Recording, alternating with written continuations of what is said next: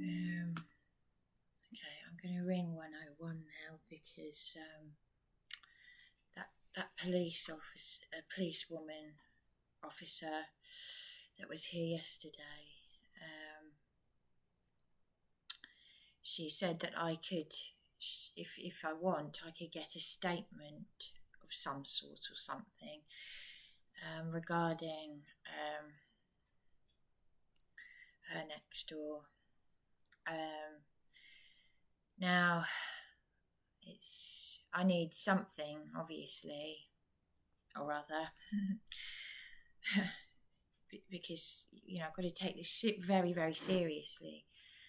I've literally just opened the door to the woman downstairs, second door to that person downstairs. She got locked out. She was knocking on the door for about half an hour and I didn't realise. She got locked out. Now, she was the one who was present when that person next door to me threatened to punch me in the face. It happened right in front of her. Now, I don't want to talk to anyone in the house for obvious reasons. I'll be civil, I'll always be civil, but, I'm here, I'll be human, I'll be kind and caring, but not in the sense of only if I have to be. Because her next door, when PC Wilkins rang the ambulance and the ambulance knocked on the door, she was like, "Oh, darling, there's an ambulance for you, darling." Sweet, all sugary and as if she'd done nothing. Like that. Complete change of personality like that. Yeah, this is the same person who threatened to punch me in the face in front of the woman who I've just let in the house. And I was saying to the foreign girl a little while ago, when I filmed the bins I filmed the bins outside. But before I filmed the bins outside, I said to the foreign girl downstairs, who's next door to the one downstairs with black hair, I said, the bins are out. The bin is out there. So no one's said anything about the bins. And she said, I complained to the cleaners. I think it's the cleaner's job. Well, actually, I agree with the director. It's the licensee's responsibility. You see, this is how irresponsible they are. And they all piled into Sarah's room. Sarah is the one who threatened to punch me in the face when I went after John about the bins. And he didn't want to know. This is how pathetic and childish they all are. But it's now very serious because being threatened with a punch in the face is not only a breach of your licensee rights, it's a crime. I'm a victim of crime and domestic abuse in this house by women who have got boyfriends in prison for beating them up. And I'm not having it. I am not having it. But I didn't say anything to the woman with black hair because I just let her in the house because I didn't want her freezing on the doorstep. So anyway, she said,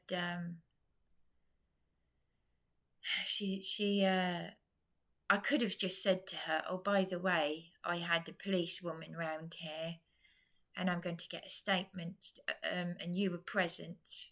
You were standing in front of Sarah, the resident next door to me, when she threatened to punch me in the face." And I could have also said to her, "Why did you say that you were okay with me using a hairdryer downstairs? And the reason why I used the hairdryer downstairs is out of consideration for Sarah next door to me." Do you see what I mean? Because she had changed. She was all quiet and didn't say anything when Sarah was saying, "You can't do this and you can't do that."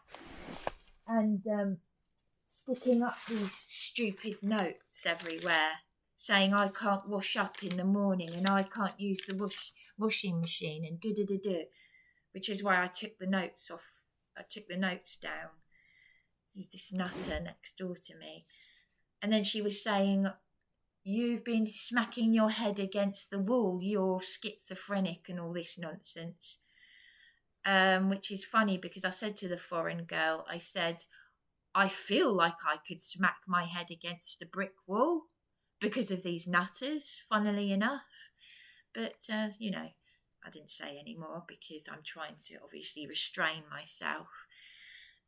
You're just not safe in any house share. I spoke to a man in the pub in Wetherspoons, and he said to me, I couldn't live in a house share because I would go nuts. I said, I've already gone nuts.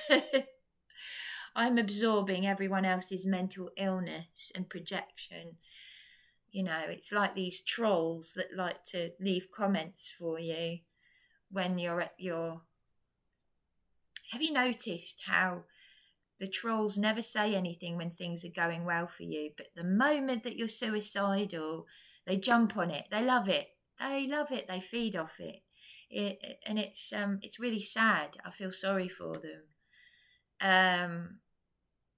I kind of enjoy it myself, really, because I know that I'm a survivor. I'm fighting it. And either way, whether I suicide or keep going, I'm a bloody strong woman. You have to be. You have to be. Because anyone who can play mind games with you, but the nature of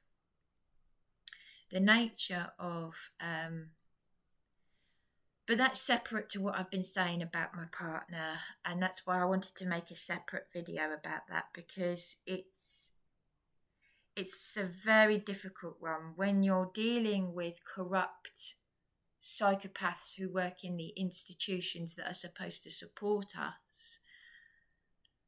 And that's why I wanted to come to that afterwards, because I was taken to the hospital. There's been some divine intervention because I'm no longer severely anemic. I don't need a blood transfusion, but then you have to question what the doctors are offering you anyway. So I'll come to that. I'll make a separate video about that because I've just found out I've gone from being severely, dangerously anemic to not being anemic. It's like when my mother died of a rare cancer, but there was a moment when I don't understand medical stuff, but she suddenly amazed doctors just like that. Her whatever cell things went down, and cell count, I don't know. I can't process things, but she was suddenly better, shall we say, incredibly better, and she amazed doctors. That's all I know. My sisters were the ones. My eldest sister was the one in control. She likes to be she hated it when I said that she wears the trousers in her house. She's a landlady. She's a tyrant. But she takes control of everything, and she likes to know, So, but yeah. But I think that was because we all went to, what's that place called? Centre Parks. And the idea was for my mother to see us all getting on, even if we weren't getting on with each other, me and my sisters, to create that positivity for her. That the idea was it was all about our mother. And I tell you what, it was the hardest thing ever, because my eldest sister was, I wasn't allowed to cook. I wasn't allowed to do anything. It was a case of, this is not about you. See what I mean? This is why I have had to keep away from my sisters anyway. It's not about you, it's about Mum. I said, but why can't I just cook?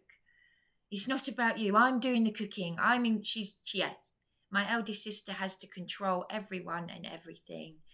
So, because I was still learning to cook. I was in my 20s. And now I'm 42, I've gone backwards. So, but my partner said people have pushed me backwards. He countered what what his father said to me, which was the last time I ever saw his father. But now my partner's got control, and whether he wants to believe it or not, I have to speak to domestic abuse people, because I'm showing classic signs of a victim of narcissistic abuse. There is no doubt about that. And psychological abuse is extremely dangerous. It's very hard to detect because you can't always be sure if it's just stress and what other narcissists are doing, because the point of the matter is, this is not exclusively my partner. This is Sussex Partnership and Sussex Police, and they're now scared of me. Them and the council are scared of me because they know that they've abused me. They know that they've used my partner as a scapegoat. And most of all, they know that I'm not afraid to speak out because they know about my YouTube channel. And it may not have been my partner that removed the photographs on my Facebook wall. I had my account open. I leave my Facebook wall open and my partner goes straight onto my laptop. And I'm happy for him to have access to my phone, and I am happy to give him all my information, my passwords, everything, which you shouldn't actually do, even if you trust your partner. You shouldn't even give it to a parent. You shouldn't give passwords to anyone. But I've trusted my partner with everything. And the thing is, these nutcase, you don't need to do much to encourage psychopaths, narcissists and nutters all around you, which is why I keep away from people in general. I like my privacy, but the only reason why I set up this YouTube channel was to document what was happening. I've got the evidence. I can back up my claims. The narcissists can't. That's why they desperately need me for their supply. Do you see what I mean? So, on that note, the point I'm making is, because I find it very odd in any case that I can't leave a voice message for my partner now, and he ignored my text messages. He didn't respond to my text messages where I said F you and enjoy prison. Now, in my opinion, if I'd received a text message from my partner saying that, I would react. But he didn't. He just carried on as if I hadn't said anything. So I've texted him to say, because the thing is, his family, I haven't seen them since the start of our relationship. And I think that they should, if they loved me, they should come to the MP office, or at least be showing concern for my brain-damaged sister. They should be. That's my opinion anyway. That's just my opinion. I think that if they cared about me, they should. There's no happy 40th birthday. I hope Bryony's okay. I've never had any of that. Never in all these years. It's suddenly been my partner is the victim. But he disagrees with that. But you can't disagree with it because the evidence is there. He said I didn't storm out when he stayed with me for an hour to keep me safe because of this nutter next door to me. He said I didn't storm out. And he said I didn't storm off. He said he didn't storm off when he got the Samaritans to speak to me. Yes, he did. In any case, he walked away very fast. Word it how you like. He left me at midnight on the seafront, crying, leaving a voice message for his father, whom I haven't seen since the start of our relationship. And he doesn't like the fact that a woman who is watching my YouTube has said to me on Facebook, I'm sorry, and she said it in such a nice way, in the sort of way that I would say it to a stranger. I hope I'm not being too familiar, which is the sort of thing I would say, but I don't think it's acceptable. As lovely as your partner might be, it's not acceptable that he left you to sleep rough and he's keeping you away from his family. So she's affirming me, and I've never met this person who's watching my YouTube videos. Now, not one person anywhere, despite the fact that I have been begging and begging and begging and losing blood as a result of the stress, regardless of this being anemic business. No one, despite me literally crying out for help, has come in to try and make sense. I hear the same thing every single time. Do you have a support worker? Do you have a social worker? The women in this house get the help thrown at them. They've come from women's refuges. They've had support workers. And the funny thing is, they all piled into her room next door like children in a playground. So do you think maybe there's a bit of manipulation on their part? Because then it makes you think to yourself, do some of them have boyfriends in prison that are innocent boyfriends? Do you see where I'm going with this? It makes you question, why would women who have told me, oh, my boyfriend did this and my boyfriend did that, and crying to me, and then all of a sudden I've moved into a house share where they're committing a crime against me? And Monique Prescott, who placed me here, along with John from Lilybank Homes, said there are lovely women here. And Monique Prescott said to me what that nutter downstairs said, which is, do you think maybe people are afraid of you telling the truth? Only if they've got something to hide, Monique. So there you go. It's classic playground bullying with grown so-called adults. So there you go. The director of this Lilybank home. So basically, I need to ring 101.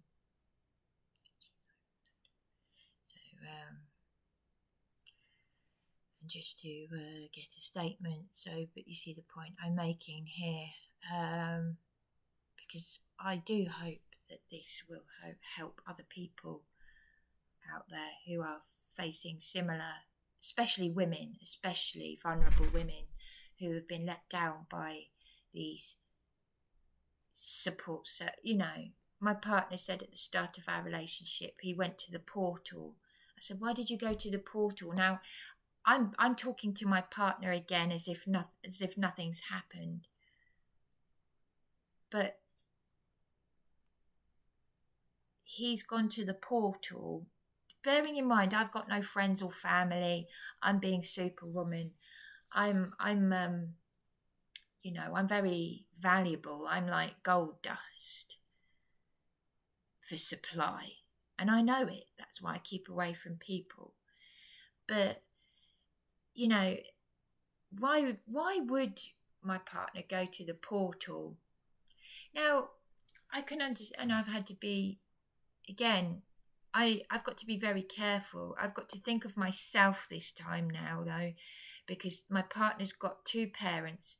His father rang him up to ask if he was okay, but when he assaulted me over his friend Eben's flat keys, and I was ringing the National Domestic Abuse Helpline, who hung up on me 2 days ago, saying being suicidal is not within our remit.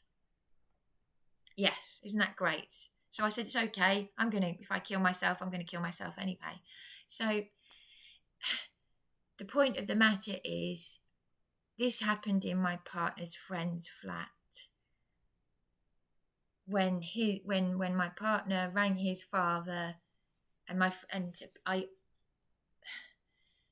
his father was asking him if he was okay.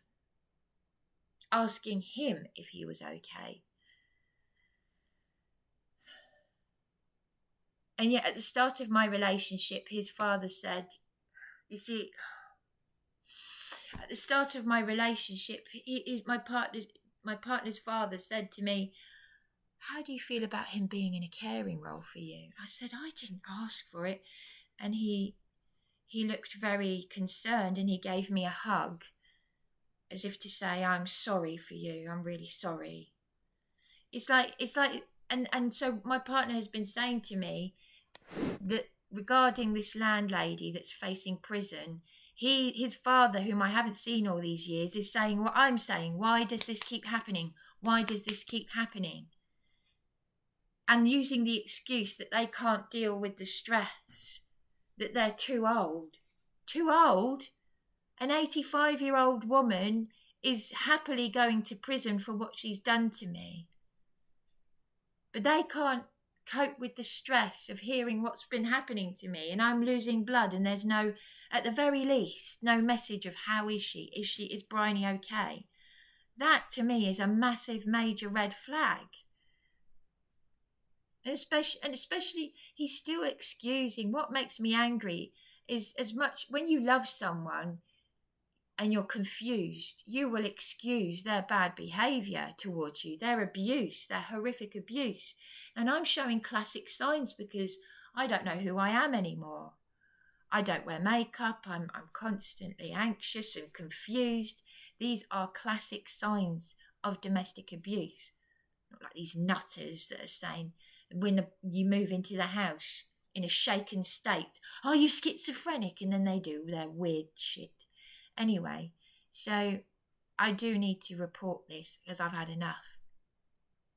Oh, Abby Yahweh, rebuke me. You know, my partner is always telling me to say, rebuke it in the name of Abby Yahweh. He doesn't like me saying fart.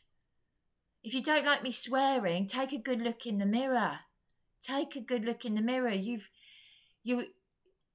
I was with him last night, but I've got to set boundaries now, and it's very hard because I've been with him for, actually, I've been with him for nearly 10 years. He's loving it. How can I be with him for nearly 10 years and things just go from bad to worse? But suddenly he's the victim and he's storming off and he's the one who's stressed out. He's the one who can't take it. Well, where are his parents? Do you see what I mean? Yeah. But that doesn't excuse these psychopath police thugs and Sussex Partnership and everyone else saying, you've got to leave things in the past. Pathetic. What are you unleashing into the world? What children? I didn't want to bring a child into this world when I was 8 years old. I wanted to have a baby one day, but I thought to myself, I don't think I can bring a baby into this world because I'm struggling with this. I'm not meant to be in this world. Do you know what I mean? So, yeah. I said I'd make a separate video to one about emotional, psychological abuse because this is about bringing the police right now. But at the same time, I do need to get this off my chest right now because this is a very difficult one because where do you separate? Where do you emotional abuse, psychological abuse does look exactly like overwhelming stress, and then of course you've got what the other people are doing to you. But then what if that has been encouraged by the abuser in your life? Now, those people were already abusing me. I sat with Alison and the foreign guy from the crisis team yesterday.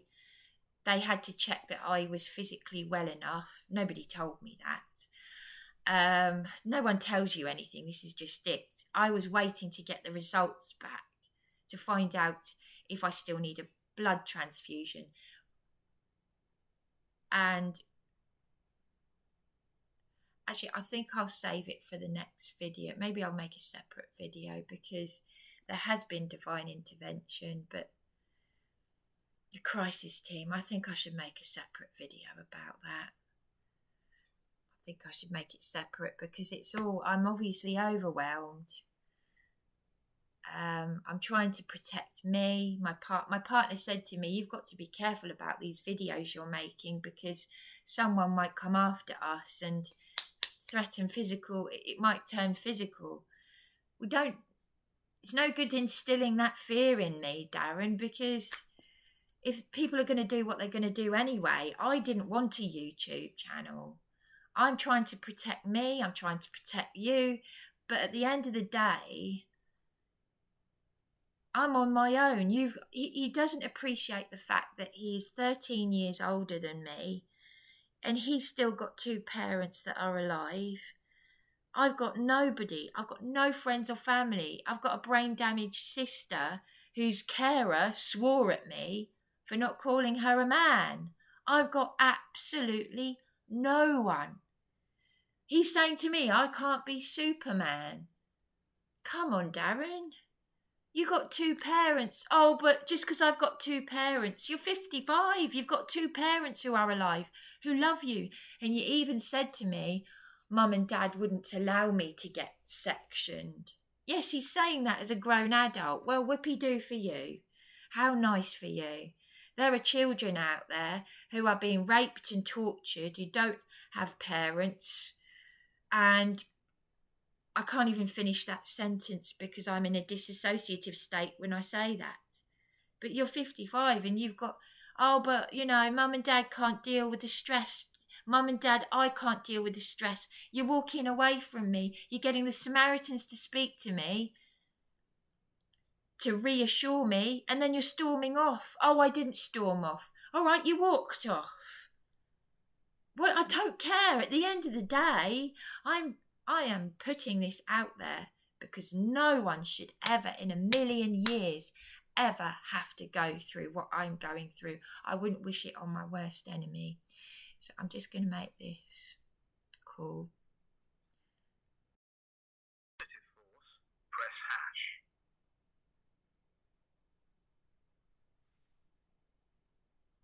You can get help from 101 online. If you would like to receive a link in a text, otherwise please continue to hold and we'll connect you to the 101 phone service. I have to report it. Thank you for calling Sussex Police. Well, I have reported it. I want us to deal with your inquiry as quickly as possible. If your call is about you or someone you know experiencing a mental health crisis, please hang up and dial 111 and press option 2, where you will be able to speak to specially trained mental health staff. Did you know you can report crime online at sussex.police? If my partner has so much as said anything detrimental about me, and he promises he hasn't. Now, obviously, we all say we've all got narcissism in us. I say we've all got narcissism in us, but no, not all of us are narcissists. There's a difference.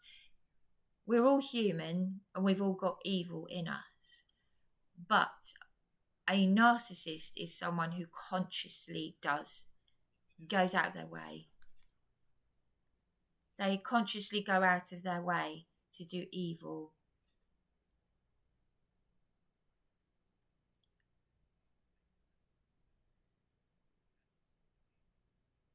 Now, the police said when my partner was arrested one time, they told me that he said that I was aggressive. Well, again, it's a difficult one, isn't it? Because they don't always tell the truth. The police don't. This is what the enemy is feeding off, all this negativity and confusion. So it's very difficult. Oh, hi there. Yes, yesterday I had PC Wilkins turn up yesterday over an incident regarding a threat of violence to me on Thursday. Sorry, I'm struggling to hear you a little bit. The line's really kind of Oh, sorry. fuzzy. Sorry. Can you hear me now? Sorry. Hello. Hello. Sorry, can you hear me now? I can, but it is still quite bad. But I'm just having to really concentrate on what you're saying. Sorry. Okay. All right. Sorry. Can you hear me now? Yeah. So I had a PC Wilkins turn up here yesterday, and this is regarding a threat of a punch in the face to me from a resident next door. 1005, I think it was, of Thursday. Yeah, today's Sunday, isn't it? Yes. And she.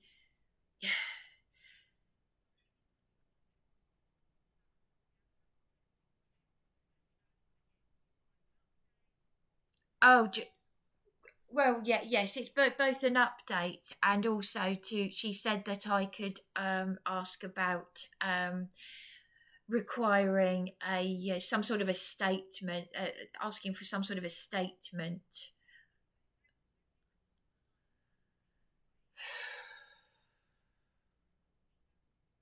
Right, okay, thank you. Thanks. Recorded for training and monitoring purposes. We are connecting you to an advisor who will be Just putting me on hold. So I do need this some sort of a statement thing, because this director John is harassing me, sending me text messages saying I don't want you here, and all of this. So what the point that I've been talking about is, it's not complex really. It's just been made. Hold your place in the queue by. It was never a complex issue in the first place. People have jumped on me because I'm like raw meat in the lion's den, you know. So it was never a complex issue to begin with. It's been complicated by other people and their evil doing. So this is why I can't see the wood through the trees.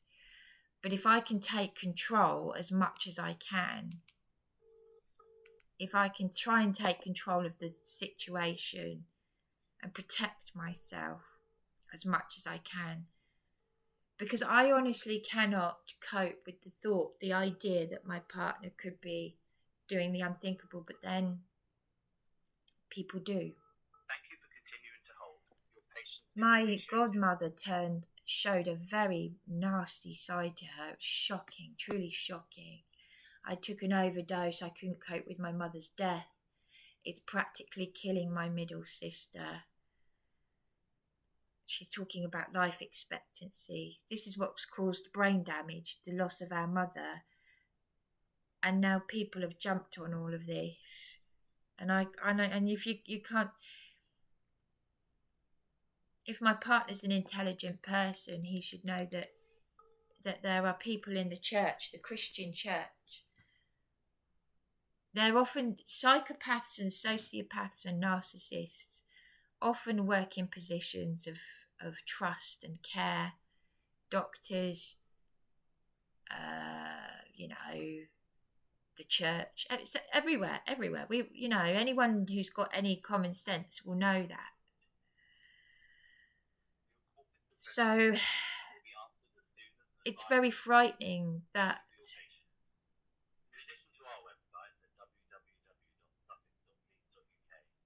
in the first instance I lost my mother, who was dying of cancer,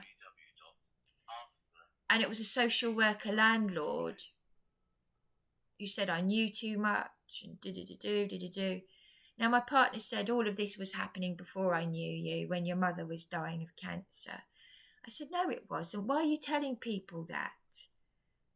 Now, again, I have to be careful what I say, because it's the context of what my partner's saying it. I didn't have police arresting me. I didn't have all of this. But this is where those individuals need to take responsibility for themselves. We apologise for the delay in answering your call. This is why it's called gang stalking and the targeted individual thing, where no one is taking responsibility for themselves. They're using each other to cover up their own negligence and bullying and whatnot. And it's the biggest disease of the 21st century. And there's me. My life was easier when I did care work 20 years ago. Over 20 years ago. No, 20 years ago, yes. I left when I was 23.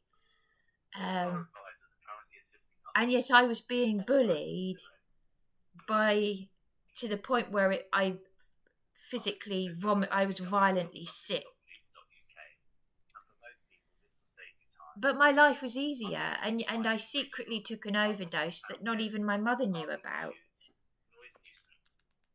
And yet my sisters said when I took a very serious overdose with antipsychotics that were not prescribed to me, they were just given to me like sweets. I was talking to a guy on the street about this. And he said to me, "What, you weren't even prescribed them?" I said, "No, I wasn't diagnosed with schizophrenia. The social worker landlord didn't want to help me. He just said, 'Here you go. We give these to schizophrenics.'" I'd been up to Beachy Head suicidal, and he just handed me these pills.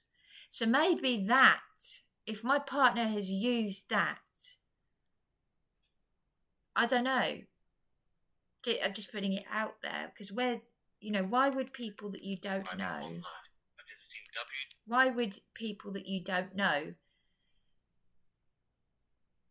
oh God, do you know, I feel sick now. Oh God, the thought, because Monique Prescott and John of Lilybank Homes, who placed me in here, they said that there were lovely ladies here, and Monique was acting very strangely around my partner. No, Darren, don't say. And I thought, what's going on here? They know something that I don't know, and they know that I don't know, but they're narcissists themselves. This is what is extremely dangerous in today's society. So literally, as I'm making this YouTube video, a light bulb has just come on, because I've told my partner, Darren, everything about myself. Absolutely everything. I have opened up. If I was to open up my heart and it's like everything, my brain, everything. I've opened up everything to him. So I told him about how the social worker landlord gave me some antipsychotics. It began with the word C. It had a C. I can't remember what they were called, but they weren't prescribed to me. They were given to me like sweets. Because I've only ever taken antidepressants. I've never been, trying to get a diagnosis for depression was difficult. When I was 15, me and my sister, oh my God. Even as I'm saying it, I'm thinking, no, he hasn't, has he? My partner. I will never ever be able to trust another person again. This is why I set up my YouTube channel. Darren watches my YouTube channel in the same way that this evil landlady does. He says, "I'm worried about what you're saying." I said, "You know why I set up the channel? Because I'm putting it out there, what's been happening to me. Why are you afraid of the truth? Ephesians 5:11. Don't preach the Bible to me and then do the devil's work. You know? What are you afraid of? Why don't you want your parents knowing? Why covering up? If you're doing one thing and then doing another, you're doing the devil's work. Do you know what I mean?" So, anyway, I'm now wondering if this is where this schizophrenic thing is coming from, because these nutters here, who are already unhinged. They've got screws loose. So maybe it's because my partner has taken something. I was speaking to Alison from the crisis team yesterday, and this is what the police officer who's investigating that woman next door, she rang the ambulance, and then the girl next door is like, "Oh, darling, the ambulance is here for you." This troublemaker. So then I get in the ambulance, I go to A&E. I'm sat with the crisis team, and then Alison and this foreign man who previously, I thought he was South African, but my partner said he's French. The last time I saw him, I kid you not, he went, "Ah," while I was speaking. And that's no exaggeration. He sits there like this, giving you looks like this. And I ignore it. I just carry on talking. And Alison, she kept looking at him. They're looking at each other as I'm talking, and they're like... Now, I think Alison is a little bit more concerned about me, just maybe a tiny bit. They've got so much... But they're covering up their crimes against humanity. You know. So what happened? What brought you here today? Do you get that as well? What brought you here today? No, that happened then. Oh, I see. Yes, all these crimes against humanity, they all happened in the past. But they've left me with all these problems that are pushing me further and further to suicide. I was just going to pick up the bottles of alcohol because I've still got them in the room. Because I was really very close, a hairbreadth away from suicide yesterday. A smaller hairbreadth. And she's like, "So what brought you here today?" So I'm talking about how I was beaten out of my flat by the police, bruised, injured, how Dr. Raffi and the social worker sat in that little room and did nothing for me, how the police, PC Atkinson and the others, they all normalised it, and how that crucial evidence has been deleted from my Facebook wall of what these police thugs have done to me. All night long on my birthday last year, 2 days after I was beaten out of my flat, had my brand new flat taken from me. There is no excuse under the sun. In the House of Lords, they will tell you, under the Equality Act, this is what the solicitor said, you cannot beat someone out of their supported accommodation, their brand new flat of 4 months. So you see where I'm going with this. These are crimes against humanity, very, very serious crimes that they're covering up. They gave my partner a caring role through Care for the Carers. Caroline Ansell office gave him a caring role. He was then banned from visiting me in the psychiatric unit, even though, they gave him a caring role for me. They banned him from visiting me. And as another patient said to me, they're not allowed to do that. No, they're psychopaths. They are utter screwballs. It's not a psychiatric unit. It's social engineering. That's what it is. It's like the Tavistock Institute.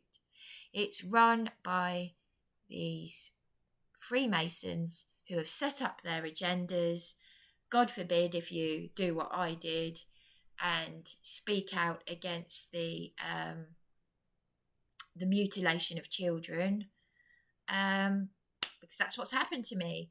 The police dragged me into the psychiatric unit. People didn't turn up for appointments. They put on record that I don't engage. Then 4 months later, they arrested me out of the psychiatric unit. I was abused and assaulted by patients and staff. Darren screaming down the phone because PC Harriet has called him a knob.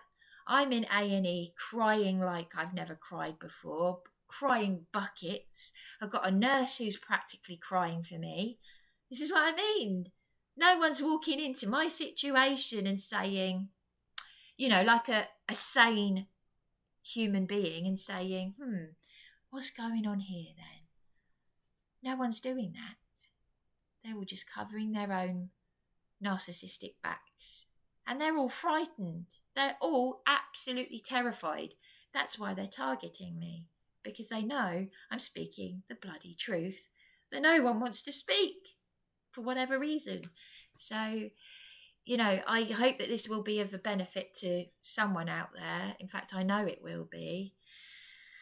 I'm still waiting for 101 to answer me. Still on. Because, you know, my partner is treating this like I'm going to have my room taken from me again. He wanted me to be friendly with that nutter next door who has threatened to punch me in the face, and now they're scared because they've put their foot in it.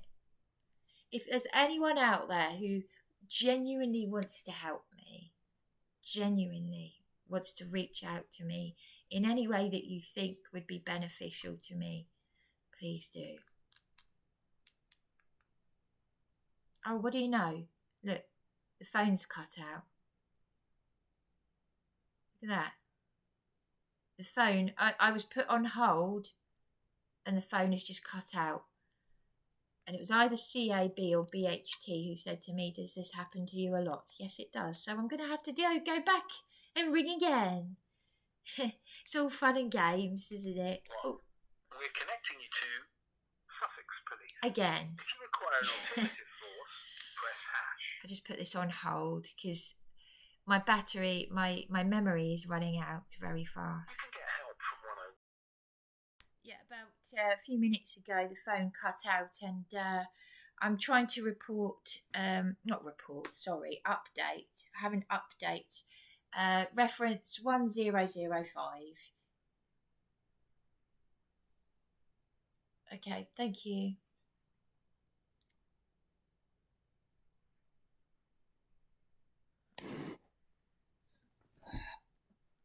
Back on the revolving door again of waiting. Could spend my entire existence. I will die reporting nutcases. Do you know what I mean? This is the rest of my life now, is it? But the thing is, I'm here for a reason. So I've been put on hold again. I'm just worried that the battery's going to cut out again. The queue by using our callback. No, not the battery, the memory. I'm not a technical person. Memory. My memory is full of all these videos and things for evidence. So, yeah, basically... Subscribing online by visiting www.operationcrackdown.org. I've got to, obviously protect myself. But this is a difficult one, though, because at some point I will have a mental breakdown. I do believe I will, because you're only human at the end of the day. But I'm praying against it, trying to pray against it. The thing is, my partner is the one who strengthened my faith, which was already iffy. And, that person that encourages it, that also, this is what people don't understand about me, and yet it's also a classic sign of narcissistic abuse, which is extremely common. So it's very, very difficult because I'm trying to protect, as I said, I'm protecting my partner all the time. But at the same time, I'm thinking, my gosh, he really is abusing me. That you don't know if that is a symptom of narcissistic abuse or overthinking.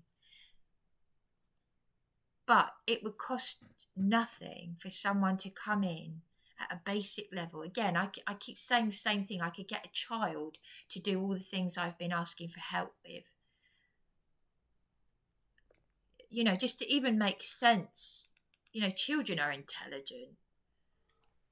They could have done all these practical things that I've been asking for help with. They could have. They absorb a lot more than they realise. And I'm speaking for myself, because when I was a child, I had that, what's the word, intuition, is it? You know, and you even as a child, you know more than you realise. You just do. You absorb it. You know. But I do need to be careful, and I want to be careful, and at the same time think of myself. And I'm trying to get that balance right, because you know, it's like childhood, early childhood trauma and early childhood autism. They look the same, but there are differences. There are crucial differences between the two. They look exactly the same, but there are differences. Well, it's the same with psychological abuse and overwhelming stress. They look the same, but there are differences. So, and it has a knock-on effect with everyone around you. And I have to be careful, because I'm on my own but, and this is the big but, this is the but in capitals. Why, repeat, why in capitals, why is no one stepping in to help me? Because everyone is saying the same thing. Well, why hasn't she got a support worker? Why hasn't she got a social worker? Why is no one coming in at a basic level to help this poor woman who is tearing her hair out? Yeah? Do you see what I mean? And Darren is saying, I can't be Superman. Yes, of course he can't. Now, maybe it's true that he came into had a relationship with me nearly 10 years ago, and you know, he's trying to get people to help me. Maybe he really has been doing that. But he also, at the same time, he must validate the fact that it does seem a bit odd that the fact that he made me sleep rough when the council were making me homeless, when the food bank advocates said to me, the people who got me on severe disability said to me, and they're Christians, they said, this Christian couple, they said, Bryony, we thought that he was abusing you, and we've never known anyone's partner to be banned from visiting them in the psychiatric unit. But then the person that said that to me, Leslie, she didn't want to know. So suddenly she's like, oh, so she's doing the same as what the others are doing. Well, you can't, if you're trained in trauma and you're a Christian and you're saying to that vulnerable adult, because she said to me, what, you mean you've got no one? I said, no, I keep saying it, I've got no one. So why didn't she then do anything? So it's this passing the buck. So no one's doing anything, but everyone is using each other because they're all insecure. They're all behaving like narcissists. So I can't be Superwoman. And if my partner's now saying I can't be Superman, and he's copying me and he's mirroring me in a narcissistic way, he's 55, he's got 2 parents, I've got no parents, I've got nobody. And these idiots that are affirming what I'm saying are then like this school teacher, that rattan school teacher who called me an effing bitch and called my partner a cunt. They're not going to prison, but the landlady is. And she wanted to help me write a book. She said that she'd lost a niece to suicide. She was a matron. She's 85. She worked as a matron at the Royal Sussex something or other hospital in Brighton. And she was saying that before she'd even met me. This is what I mean. We are living in a demented society. The world's gone mad anyway. And if sorry, hello? I've got a reference number 1005. The phone cut out a while ago.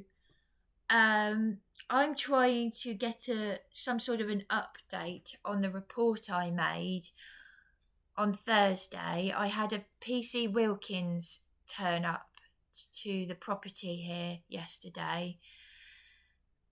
She got me an ambulance because I've got overwhelming circumstances. I'm going through a lot of trauma as it is, and she got me an ambulance, so I wasn't able to have any more contact with her.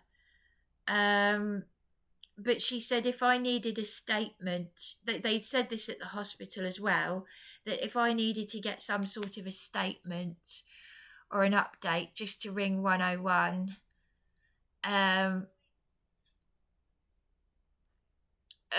it's an update on it is serious. It was a threat of physical violence towards me in my home by a resident. Right, okay, let me have a little look.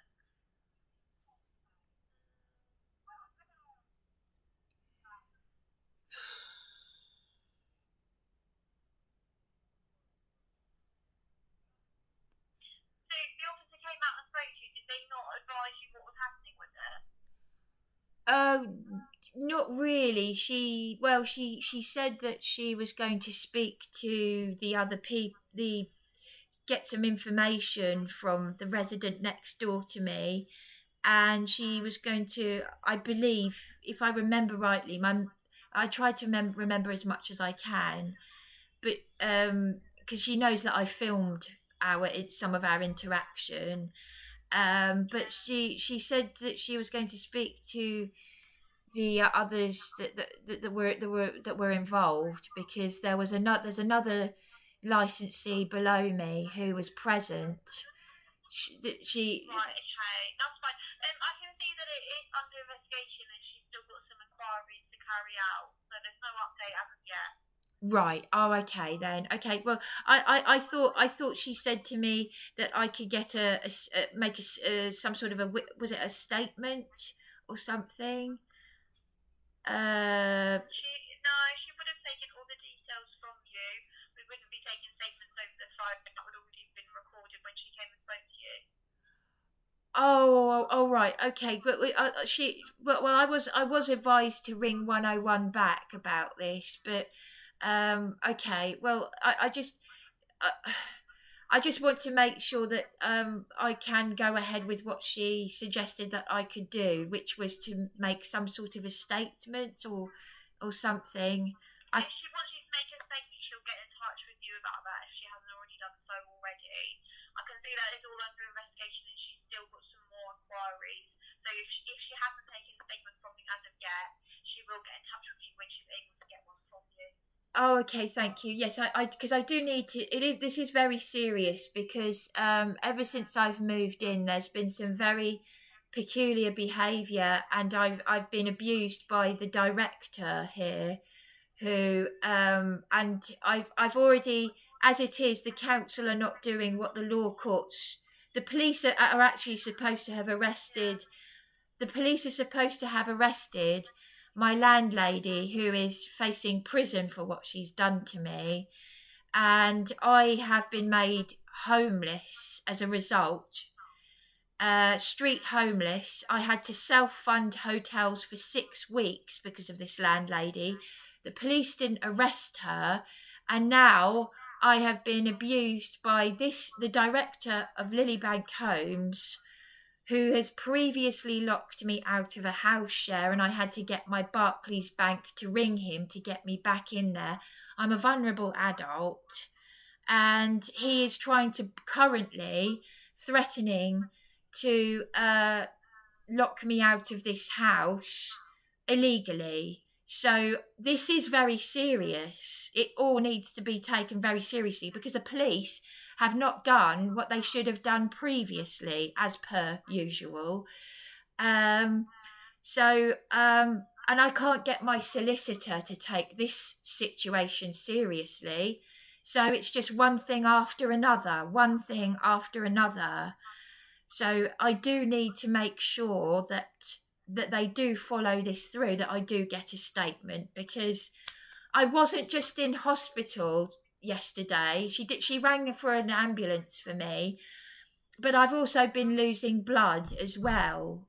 I'm okay now. Apparently, I'm not anemic now, but this is all stress related. But I was extremely suicidal, just a hairbreadth away from going up to Beachy Head, because this is ongoing,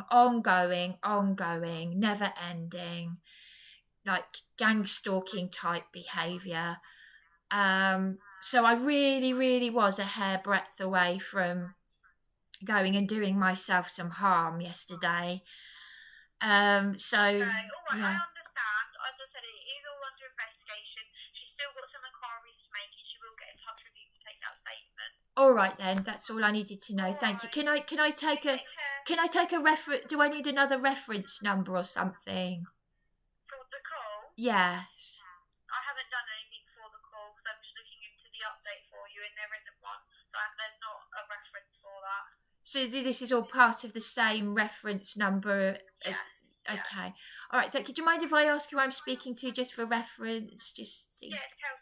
Okay. All right. Thanks very much. Okay. Thank you. Bye. Thank you. Bye. Bye. Sometimes I ask that. I mean, it doesn't make any difference, but if I'm going to take it seriously, I might as well ask their names. I remember in the past I've had the same call handler names do the same dirty on me. Bryony, we're going round in circles. They love that phrase. They love it. It's classic Tavistock stuff. We're going round in circles. I mean, I'm glad it's not just me that gets those phrases, because I was in town the other day and one of those men that wears those T-shirts that says Eastbourne, happy to help. He was talking to a market trader and he used the same phrase with him. I was like, all ears, and he was like, look, we're going round in circles. They want everyone to go round in circles to insanity. Because if I had, my partner said to me, it's not a penny if you had £10 for every time you've heard that phrase. I'm like, no, if I had a penny for every time I've heard that phrase, I'd be rich. In other words, I've heard it so many times. endlessly. We're going round in circles and terminating the call. But anyway, hey ho. If anybody out there can advise me on the post that was taken down that had crucial evidence of what the police did to me. The police thugs, PC Ford, PC McCarthy and PC Lines, because I was sat in the same room where they beat me on my birthday last year, emotionally and physically abused me. PC Ford played my YouTube, because the Eastbourne police watch my videos. They know about my videos. A couple of the youngsters, they look about 12 years old, some of them. I said, oh, you know my name? Do you know my YouTube? Yes. And they were here for her next door. This was when I first moved in. And I thought, interesting. And but I didn't know who Sarah was at that point. They said, oh, we're here to speak to someone called Sarah. I said, oh, okay. So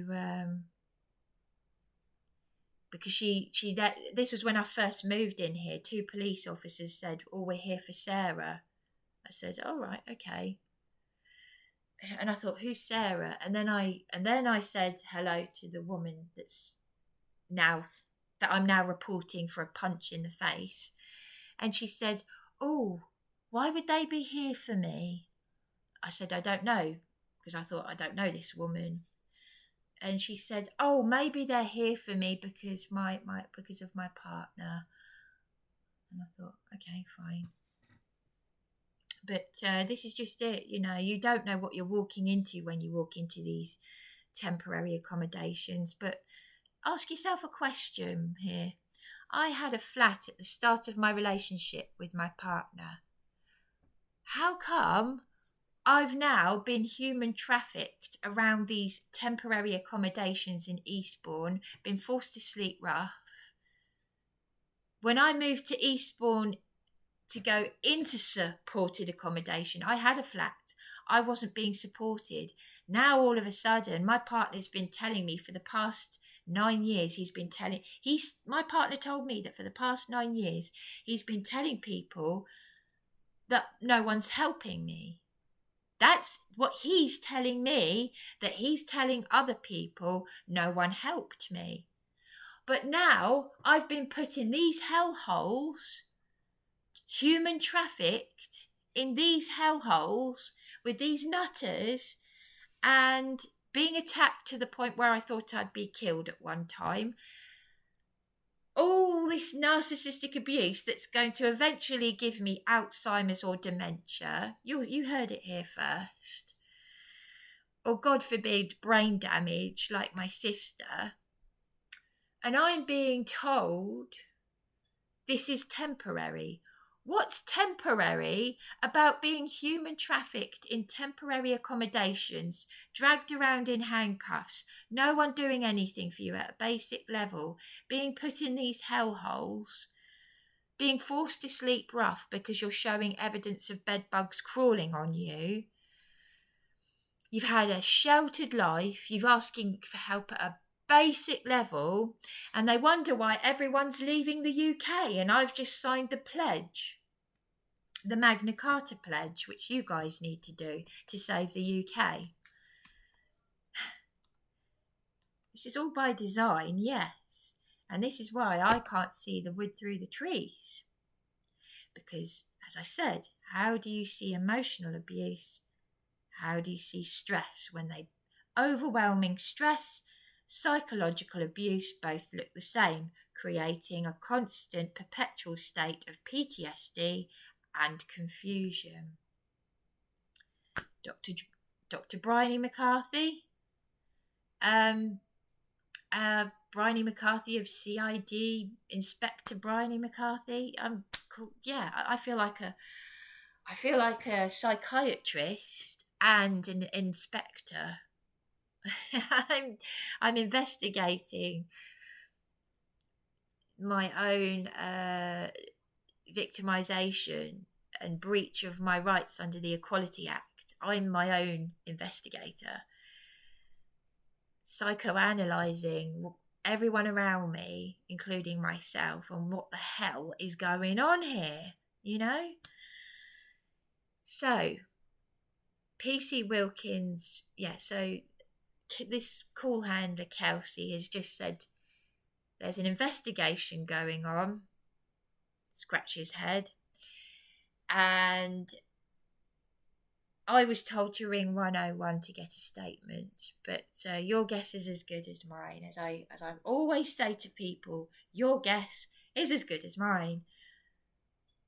I'm sifting through all this insanity in a mad world with all this narcissism, just trying to make sense at a basic level. But I have made a very good point here that I didn't think of before, because you don't, do you? When you're just trying to function at a basic level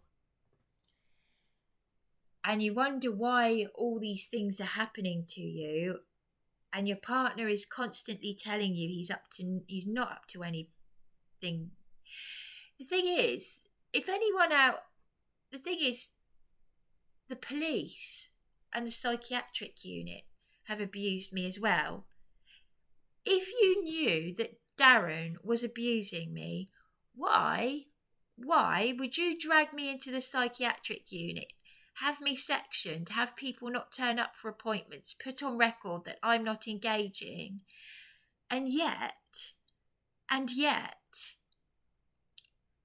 you give him a caring role for me at the start of our relationship? This is Caroline Ansell, MP, give Darren a caring role for me, then ban him from visiting me.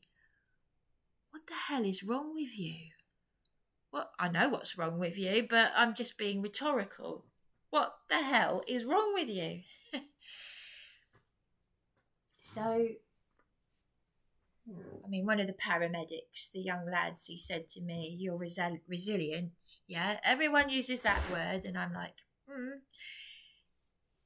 But to what degree am I resilient? Because you're not seeing all the suffering.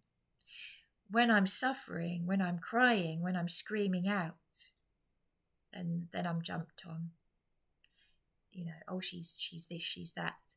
But I've made a very good point. This is why I had to set up a YouTube channel. I never wanted a YouTube channel. I set it up to try and make sense of things. And while I've been talking, I've just brought something up that I never brought up before. That's just like a light bulb has come on. This is why I have to speak. Because it helps me to think. Making a YouTube channel helps me to think and make sense of it, because I have just realised, bing, you know, I said to Darren,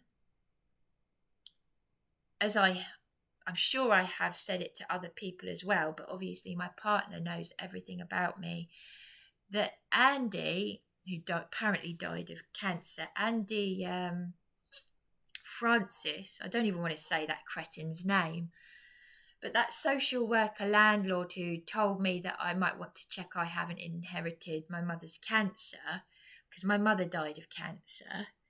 You don't actually inherit cancer, you develop it through all stress like this. Apparently he died of cancer. But he told my mother he'd get a good pension out of what he was doing, which was basically exploiting us. Because my mother, they were lying to my mother about me, making out that I was a troublemaker, these bastards. And then when she realised towards the end of her life, my mother would be 86 now, she said to me, "They're supposed to be helping you." Because I said to her, "No," he said, "it's down to you to get the help you need." That's why she cried for me. That's why my mother, my soulmate, cried for me, because she said, "They're supposed to be helping you." And she realised that they weren't. The stress was killing her. She was my soulmate.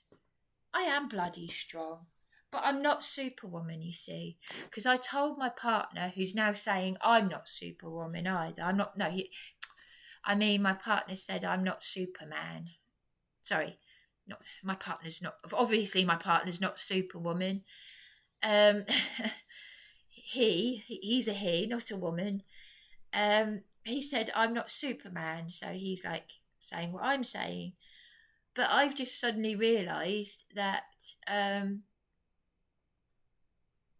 it's occurred to me, should I say, because I have to be careful with my words, that when I went up Beachy Head suicidal in 2008, my mother had cancer. My mother was dying of cancer, right? My mother died a year later. I couldn't tell my mother. I couldn't tell anyone. The police were the ones who... And that was the first time I'd ever been in a police cell. I hadn't been in a police cell until about 8 years later, and now it's become a common theme. This was a one-off, this was. So things had to be really, really bad for me. Subconsciously, I was disassociating, blocking out my mother's cancer. And clearly, my transgender sister was doing the same thing. But I went up Beachy Head, I intoxicated myself with red wine. And yes, of course, it was frightening because I'd never been in a police cell before. I've had a sheltered life, and I thought, why are they doing this to me? Why am I in a cell? Why have they locked me in here, you know? But I didn't say anything. In fact, I vomited red wine in the car. This was in 2008. This was a one-off incident, a one-off. that not even my mother, my sisters knew about. Which is strange because I told my mother everything, but I didn't tell anyone this. In fact, I was sicking up red wine, and I was getting a tissue, wiping it, and the police said, "You don't need to worry about that."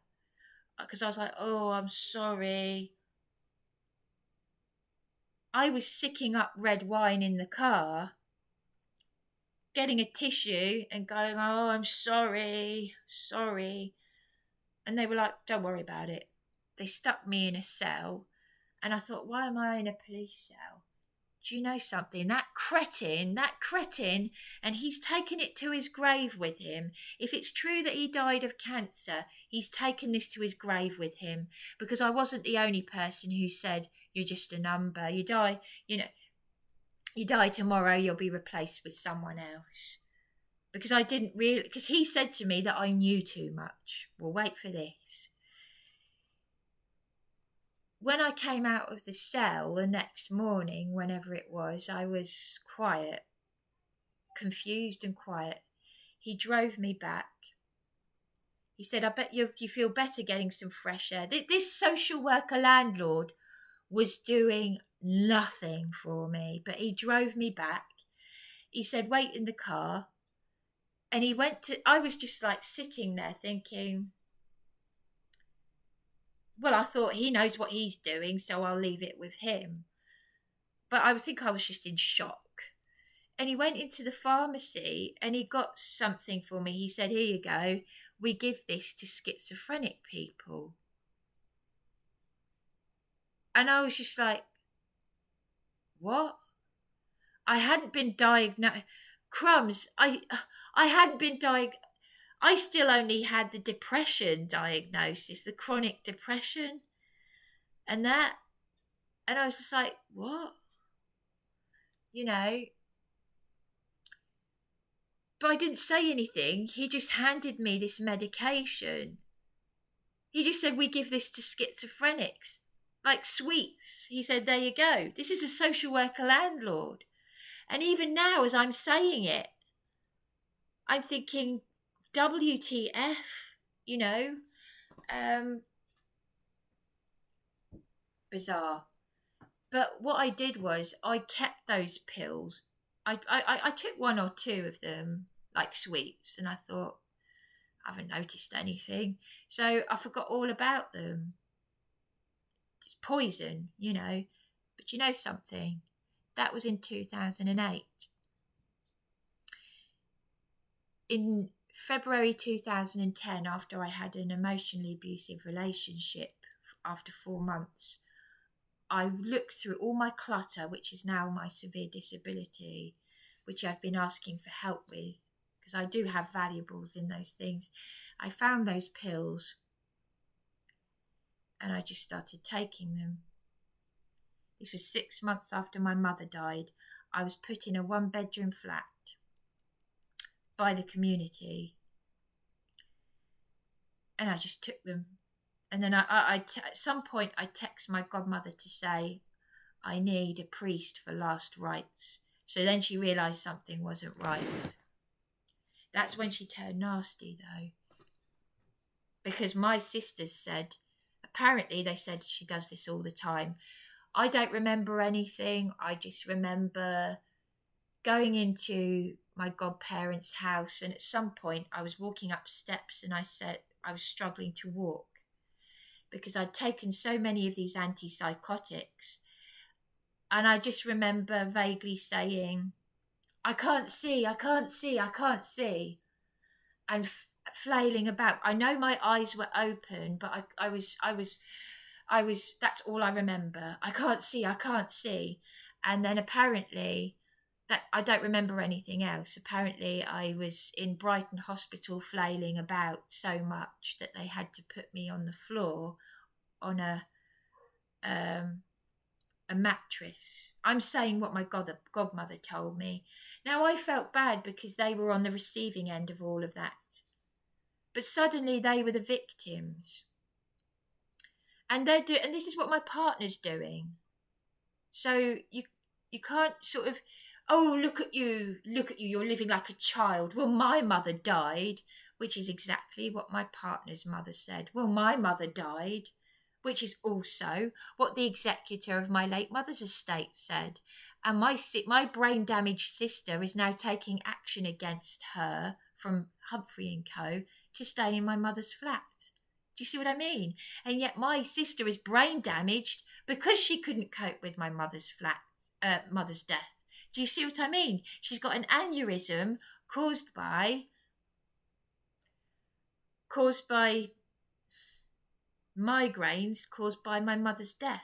Do you see what I'm saying here? So the point that I'm making is all this narcissism, and yet my godmother said that Tanya, this I do definitely believe, Tanya was, my eldest sister was saying, right, this needs to be done and this needs to be done, because she's a tyrant. She's a landlady. She's a tyrant. People are scared of her. She's, my middle sister, the one that's a transgender, my transgender sister who's now brain damaged. I'm glad my godmother told me this, because she said that she was stroking my forehead and crying. And I thought to myself, at least my middle sister loves me, because I do love both of them. I love them as much as they've hurt me. But my godmother said that they told the hospital she does this all the time. So has my partner jumped on all of this? Because he's telling me that he's told people, Bryony needs help. I've got all the help thrown at me.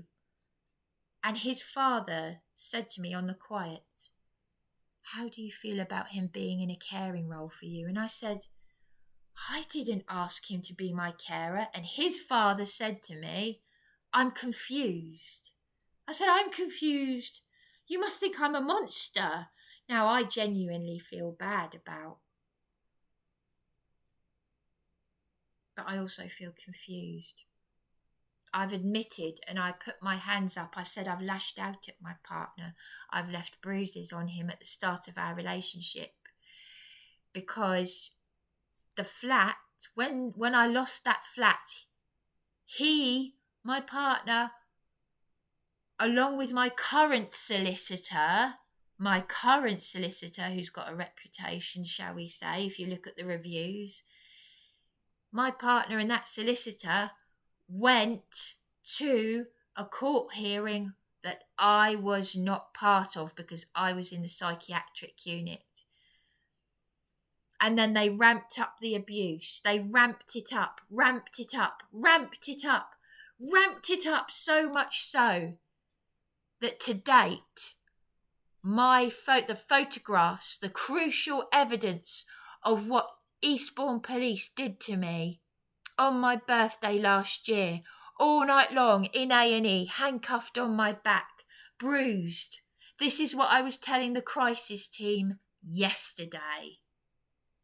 And now I've got this nutcase here, these two girls saying, I'll help you. Are you schizophrenic? Yeah? You see what I mean? It all starts with one little person making one little comment, doing one thing that was an abuse of a vulnerable adult. He said I knew too much, that social worker, landlord cretin. He gave me, and I realise now that as I'm speaking, even as I'm putting this out there, I'm like, what the fuck? I've normalised this abuse of me. I have. Even I don't realise how much I've normalised this. It began with C, these antipsychotics. What were they called? And I used them for an overdose. Oh my God. Even as I'm saying this is just... I've normalised it.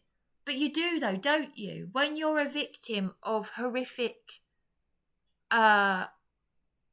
corruption and abuse, as a vulnerable adult, you normalise what the institutions have done to you. I don't take medication. I don't need medication. I need support with emotional issues. Oh, but the people that were trained in complex needs at SDR Living say my issues are too complex. What, losing a parent, being emotionally... You're having a bloody laugh, you are. In America, they're trained in this, the National Institute of Mental Health, NIMH. They've long been doing, all the information is out there about childhood trauma. That's why they don't like me in this town, because there are too many bloody Freemasons. They're too cuckoo. A lot of them are lost themselves, lefty loonies, and they don't like me saying that my sister can see that she needs trauma-based therapy, but you brainwashed her with this mutilation, this genital mutilation that they're doing on children. They've brainwashed my sister with it, but she's got intelligence. That's why you don't like us. She's got the capacity to see, but she's also, like me, confused and been malleable. I think malleable, is that the word, malleable? Is that the right word, where you're that vulnerable that you're easily, but you've still got the intelligence. I don't understand why my partner is saying to me, you've got to be careful about the videos. Yes, of course we do. Of course we do. But do we need to be careful? Why are his parents not taking it seriously, what the police did to me? This is what I don't understand. I went back to normal yesterday. We went into the hotel, had a cup of tea. But why aren't his parents show? It doesn't add up, does it? It doesn't add up. Not at all. Not at all. I'm not. He said you need to be afraid because someone might come after both of us and do us physical harm. Really? I've been making these videos since 2020, the end of 2020. And that's when those idiots, when I went up Beachy Head, because someone had threatened me in a hotel. Rika, the manageress of the Citrus Hotel. 1 minute wanting to help you, then not wanting to help you, contacting Caroline Ansell MP. Caroline Ansell MP was the one who suggested my partner take a caring role for me. You're having a fucking laugh. You are having a fucking laugh. All of you. Who authorised to have my Facebook photos taken down? There's Chantel from Matthew 25.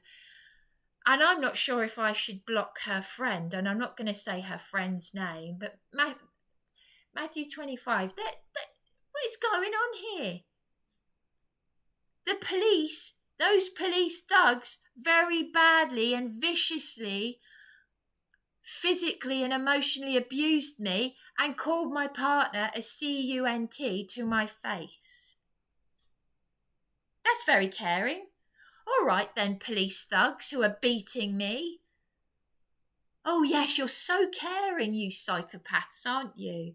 You're beating me, you're assaulting me in A&E, in the DGH hospital, because you're that concerned for me. So if my partner really is a cunt, why are you beating and bruising me when you have taken my flat?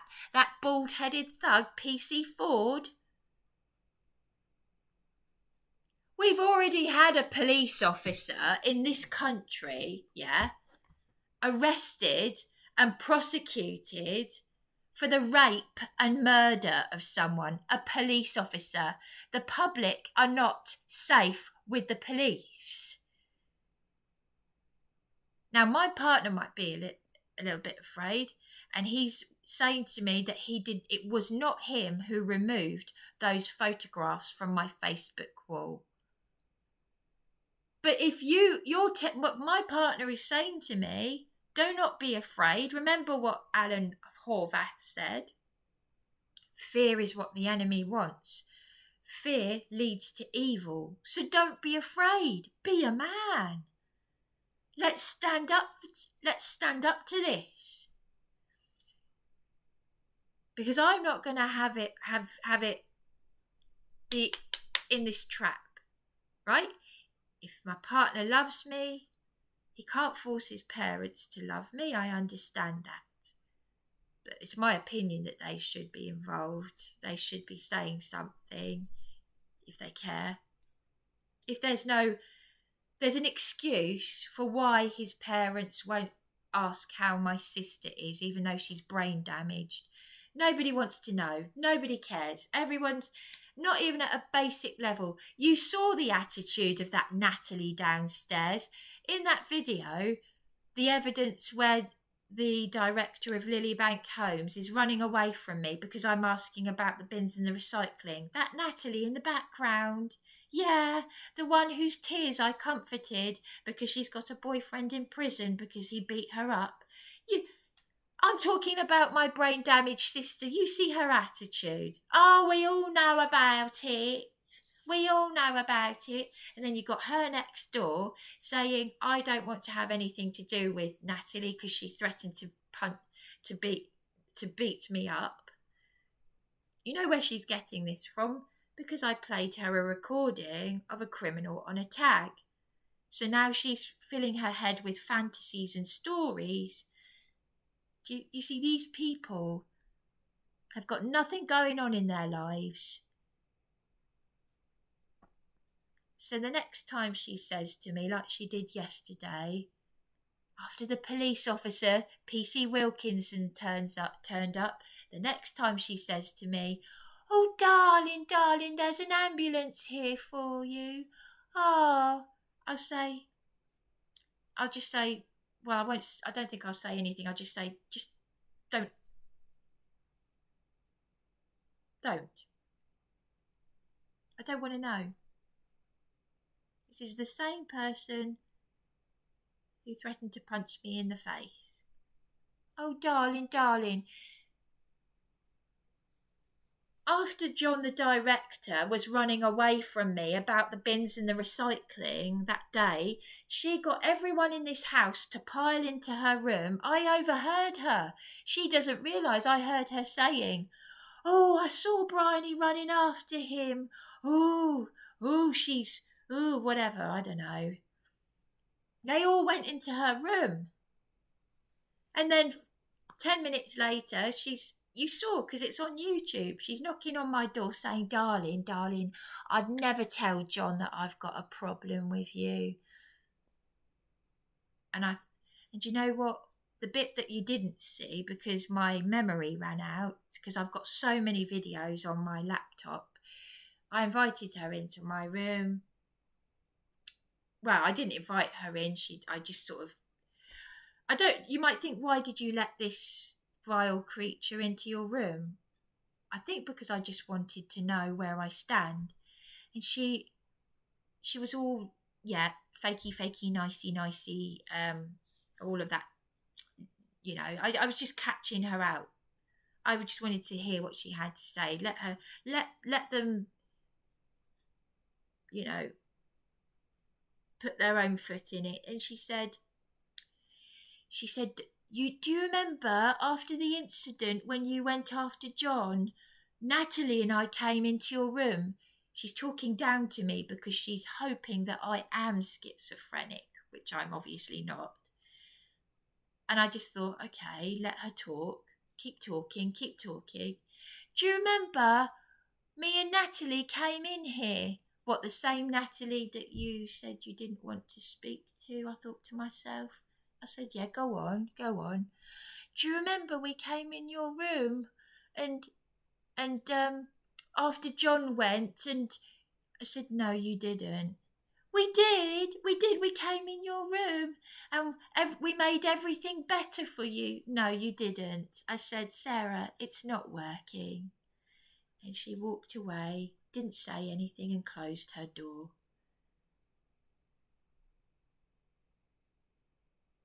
the walk of shame. It's laughable, isn't it? But you've got to let them, what you've got to do is let them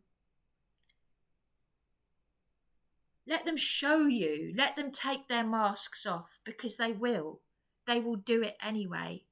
They're terrified. If you tell the truth, they're terrified of you.